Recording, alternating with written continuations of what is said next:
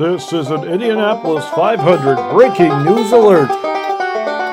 Hey everyone, we had some media news today that just came out of the Indianapolis 500, and this is huge for local broadcasting, especially in the Indianapolis area, as it has just been reported that the Indianapolis Motor Speedway has just lifted their blackout for the Indy 500, meaning that the Indy 500, if you live in the Indianapolis area, the Bloomington area, the areas of Greenwood, that sort of stuff, in central Indiana, Noblesville, Carmel, that area.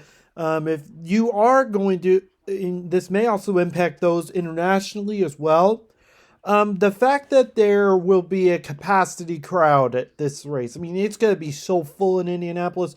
Traffic's going to be bumper to bumper, wire to wire. Everything is going to get pretty nuts over in Indianapolis in the coming weeks. It was just reported by the Indy Star that following Monday's practice session, there is just a huge amount of people that are coming to Indianapolis that now, since there's a full capacity race, meaning that over 100,000 people might be at the venue, the station has just the Indianapolis Motor Speedway has just lifted their blackout for national blackout for the region. And so now Indianapolis will be able to air the Indy 500 throughout those that live in the area. It says, according to Fox 59 reporters Matt Adams and David Gay, officials with the Indianapolis Motor Speedway said the 109th running of the expected race will be sold out, meaning Hoosiers who aren't going to the race will be able to watch from home. Watch the live player above to hear the fact that Penske, and it basically said that Penske Enterprises has just lifted the blackout today, and there was an announcement that was going to take place, which basically is saying, which I'll actually read the rest of this, not to confuse you guys. Race day coverage starts at 5 a.m. on May 25th on Fox 59 in Indianapolis, with Fox's national coverage taking place at 10 a.m. Racing fans will have two chances to catch the Indy 500 on May 25th, in addition to the live broadcast on Fox 59, which will show the rebroadcast at 7 p.m. Eastern Standard Time. Basically, and they further analyzed this down at the bottom of the article, it means that fans who went to the race will be able to relive it at home during the rebroadcast. And while fans across the country have been able to watch the Indy 500 every year, it's only been available locally a handful of times. The Indianapolis Motor Speedway did actually drop a blackout for the 100th running of the race in 2016 because it was a sellout. The race also aired locally on 3 other recent occasions, including 2020 and 2021, and then again in 2024. There was a blackout. So last year, and then 2 or 3 years ago, there was also a blackout. The blackouts are placed on TV broadcasts that don't sell out. The thought process was that the threat of blackout would induce more people to attend a sporting event in person. In the fractured world of media, here's an announcement from the track. Being here on a beautiful Fast Friday here in Indianapolis as we get ready for Armed Forces qualifying weekend. We wanted to have this announcement today because the next couple of days I think are going to be pretty exciting. After having an opportunity to talk to a lot of the drivers and about how qualifying is going to play out, weather obviously is going to play into the fact we've got a lot of wind coming up, the temperatures are going to get cooler tomorrow and Sunday, but I've had some really interesting conversations with drivers about how, of all places where the hybrid is going to make a huge difference, it's going to be at Indianapolis. And I asked why, and they say, well, you think about Indianapolis, how trimmed out we are, especially in qualifying, how there's very, very little drag on the race cars. We're trying to make them go as fast as they can, and when you've got less drag on the race cars, any little incremental difference in horsepower makes a difference.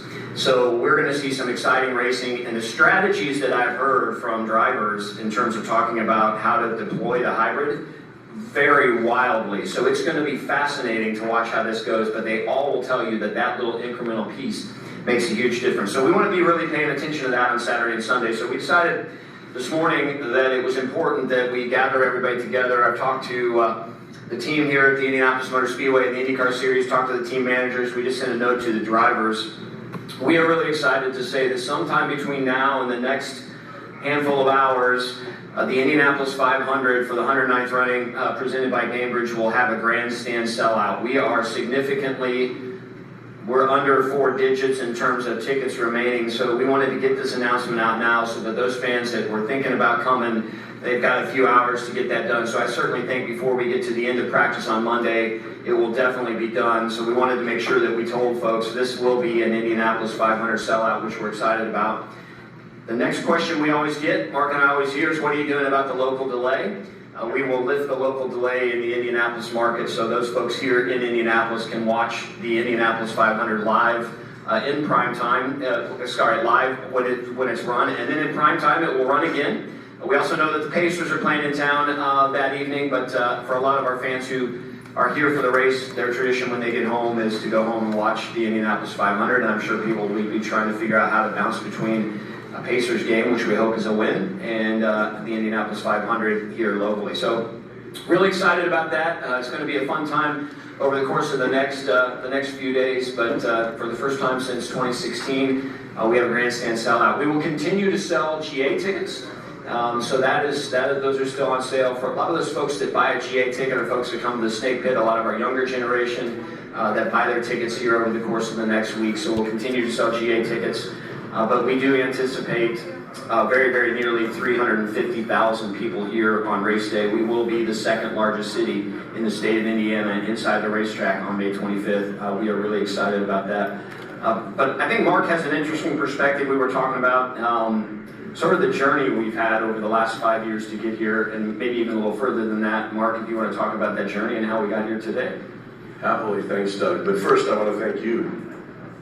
Your work and your team's work that isn't easy, right? If you live here, you know it's sort of carpet bombing marketing for the whole year, especially the 100 days. And your leadership and your tireless effort is a big reason that we can go from half of it being sold in the renewal period to that second half. And that's why we're here today, in part. But when I think about the journey, I first go back in my mind to 2016 and the 100th running, where we thought it was a great opportunity to kind of reset and create great momentum for the Indy 500. At that point in time, we asked Allison Langton to come in.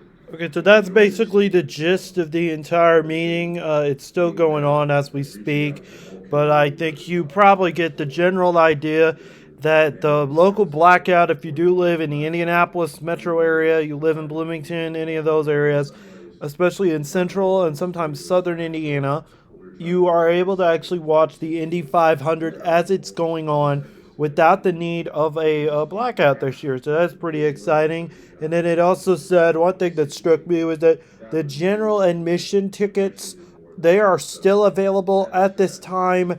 And then, of course, the whole race is going to be a spectacle. Grandstands are completely full. GA tickets are still available.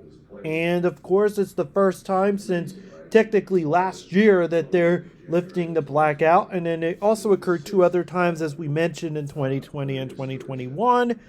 But that's basically why I wanted to give you, before Fast Friday, just remember weather is not going to be an issue in the first half. I'm actually not. I'm optimistic as I can be. I'm optimistic that the weather is going to be holding up, but they did actually say on WTHR earlier today that the weather is not going to plague as much of an issue around 8 and 9 p.m., but it will plague as an issue during the card drawings to determine who's going to go first, second, and third at the Indianapolis 500. So we will keep you updated in terms of that. If it has to be at 8 or 9 p.m., maybe 10, 11 p.m.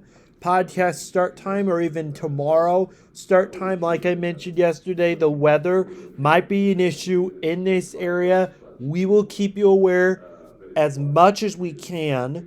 I'm trying to also see if we can also host a podcast episode tonight. But if not, it will be posted for tomorrow, or will happen tomorrow. One of those two scenarios might actually happen, but we'll keep you updated. Follow me on socials and on ontheedge.com. We will have those posted right before or after bump day. So if you want to go see the episodes, you can see them on there. And so this episode too will also be included in the actual audio live stream on ontheedge.com and on my YouTube channel, Braydyn 98.5 FM on YouTube. So thank you all so much for listening. This is your host, Braydyn Bear-Lents. Just wanted to get you guys updated before Fast Friday, and we'll have more coverage coming soon.